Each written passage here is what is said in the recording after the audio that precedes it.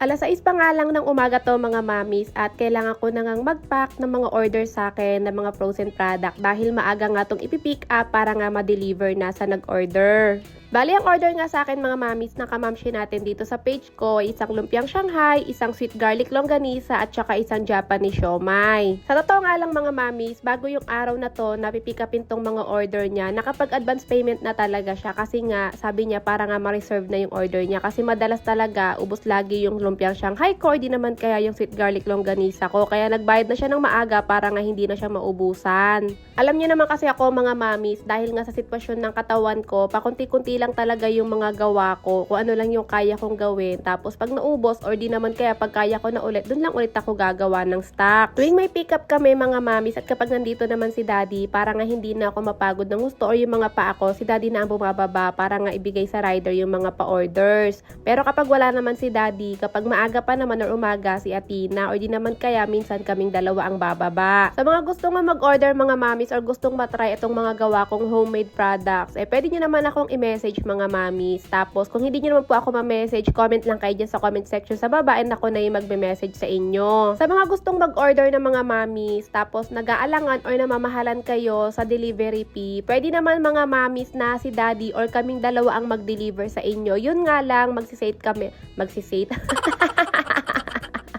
Magsiset kami ng date mga mamis or magbibigay kami sa inyo ng date kung kailan namin pwedeng ma-deliver sa inyo yung mga in-order nyo sa amin na mga frozen product. Bali, imbis nga mga mamis na magbabayad kayo ng mahal sa delivery fee kapag nag-order kayo sa amin, mag-add na lang kayo ng 20 pesos para naman meron kaming panggas ni daddy mga mamis. Kasi nga syempre alam nyo naman napakamahal ngayon ng gas. Tapos yung mga tinda ko pa, hindi ko talaga tinutubuan ng malaki yan. Bali, ang gagawin namin ni daddy mga mamis, magko-collect muna kami ng mga pa-orders tapos pag okay na, i-deliver na namin sa inyo pa isa-isa. Pero mga mamis, within Metro Manila lang po hindi na namin kayang umabot sa malalayong lugar. Kaya namin to gagawin mga mamis kasi nga marami din talaga na gustong mag-order kaya lang nagiging problema talaga ang mahal lagi ng delivery fee. Kaya mga mamis, sa mga gustong mag-order, pwede nyo akong i-PM. At ulitin ko, pag hindi nyo po ako ma-PM, comment lang kayo dyan sa comment section sa baba and ako na ang mag-PM sa inyo. Kasi marami talagang hindi nakapag-PM sa akin kapag nagko-comment sila. Kaya ako na lang ang mag-PM or magme-message sa inyo. Nung na-pick up naman na yung mga orders, dumiretso naman na ako dito sa kusina para nga magluto ng ulam namin. Kasi nakapagsaing na ako at naluto naman na. Bali, ang ulam namin mga mamis ay tuna topo sisig. Kasi nga nung nakaraan pa talaga ako nag-crave dito.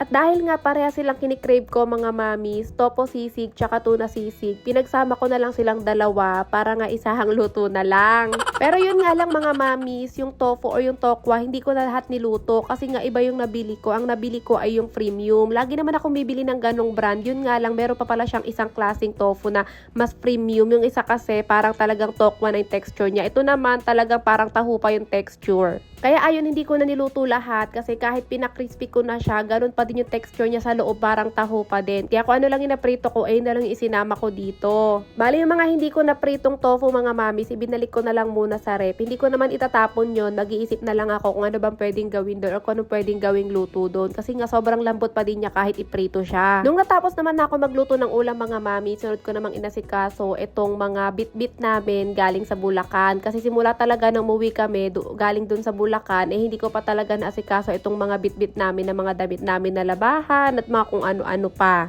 Isa talaga sa mga nagiging problema ko mga mamis kapag galing kami ng gala ni Athena, lalong-lalo na kapag nag-i-stay kami doon sa pupuntahan namin. Kapag umuwi na kami, daig ko pa ang nag-out of the country kasi nga ang lala ng jet lag ko. Talagang 1 linggo puro pahinga lang ang ginagawa ko. Kahit wala naman talaga akong ginawa doon sa pinuntahan namin ni Athena or kung saan man kami nag-stay, kung hindi humiga lang, kumain, humiga, pag uwi talaga namin dito, talagang puro higa pa din ang ginagawa ko dito sa bahay. Kaya madalas na-stack lang talaga yung mga labahin namin doon sa eco bag. Pero ngayon mga mamis, hindi na talaga ako pwedeng magparahiga-higa dito kasi nga bukod sa mga nauwi naming labahan ni Athena, unti-unti na naman akong na-stackan ng labahan dito sa laundry. Hindi ko na nga muna papatulungin si Athena dito sa paglalaba ko na to mga mamis kasi gusto ko mabilis akong matapos. Total naman, puro damit lang namin muna ni Athena yung papaikutan ko sa washing. Kinabukasan na lang yung iba. Yung mga damit naman ni Daddy kapag natapos ko na lahat ng mga damit short namin ni Athena. Pero pagpapaikot lang naman sa washing ang gagawin gagawin ko mga mamis. Tapos kapag pipigain na at isasampay na, si Athena na ang gagawa nun. Bali ako lang talaga ngayon na magpapaikot na sa washing neto para nga mabilis nang matapos. Nung una nga naisip ko na unahin ko na lang muna yung mga damit ni Daddy. Pero nung nakita ko na mas marami talaga yung mga damit namin ni Athena na labahin, kaya unahin ko na lang to. Di lang to yun mga mamis ha, meron pa to sa may loob ng washing tsaka dito sa mga plangganita namin sa loob ng CR. Naisalang ko na nga sa washing lahat ng mga damit namin ni Athena, pero hindi ko pa naman agad sasabunan yan mga mamis. Binabanlawan ko muna ng isang banlaw bago ko nga lagyan ng sabon. So habang inaantay ko nga na matapos yung pinaikot ko sa washing, isa-isa ko na nga rin tinanggal itong mga kalat dito sa lamesa na nilagay ko. Nagdala kasi ako ng plato sa Bulacan mga mamis, pero ginamit kasi namin to, may pinaglagyan kami nung birthday ng mama ng kaibigan ko.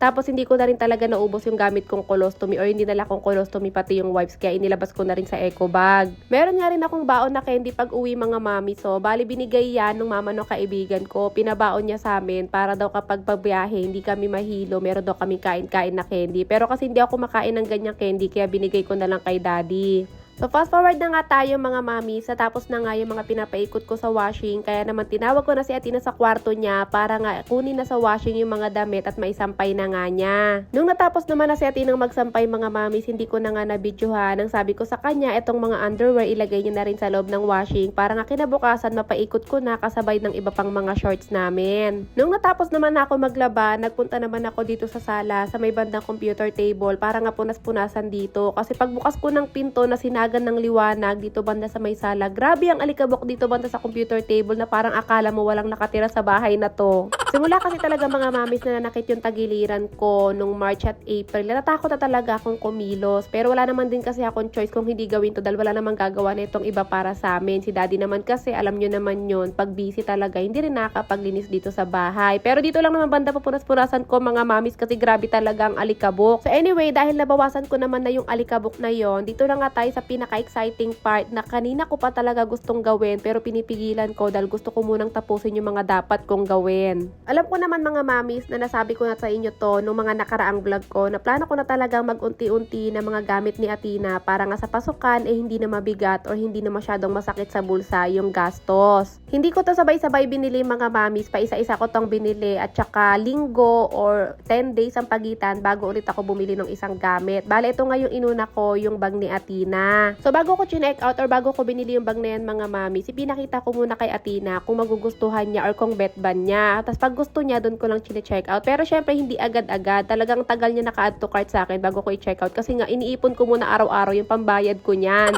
Tapos kapag nakaipon na ako nung tamang presyo kung magkano ba yung bag na yan, doon na ako mag-check out para kapag dumating siguradong meron na akong pambayad. Bali sunod ko namang in-unbox mga mamis, ito namang magiging black shoes niya. Ang ganda at mukhang matibay itong black shoes na nabili ko para kay Athena mga mamis, at bukod doon mura lang yan. Tignan nyo nga sa sobrang ganda, talaga namang naiyak pa ako. Hindi, charot lang. Pero hindi ko rin talaga alam mga mamis, bakit bigla ako naiyak dyan. Sa totoo lang mga mamis, marami talaga akong mga video na bigla na lang akong umiiyak habang nag-vlog ako, pero hindi ko na lang talaga sinasama, lagi ko talagang tinatanggal yung mga yun or lagi kong kinakat yun. Pero ngayon talaga hindi ko kinat mga mamis kasi gusto ko makita yung lahat mga mamis kung gaano ba ako kaganda kapag umiiyak ako. Hindi, charot lang ulit.